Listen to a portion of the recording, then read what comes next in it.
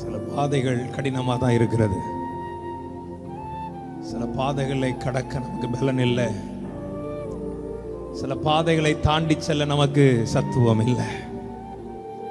ஒரே ஒரு காரியம்தான், ஆண்டவரே உம்மை நம்பி இருக்கிறேன், என்னை எப்படியாவது தூக்கி விடுங்கப்பா.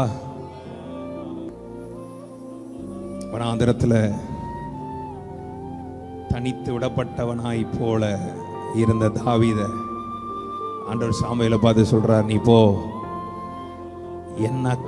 எனக்காக இயங்குகிற ஒரு பாத்திரம் அங்க இருக்கிறது. ஆமே, என்னையே நினைத்து கொண்டிருக்கிற ஒரு பாத்திரம் அங்க இருக்கிறது. என் அபிஷேகத்திற்காக காத்திருக்கிற ஒரு பாத்திரம் அங்க இருக்கிறது. ஈசாயின் குடும்பத்தில் ஒரு பாத்திரம் எனக்காக இருக்கிறது. நீ போ.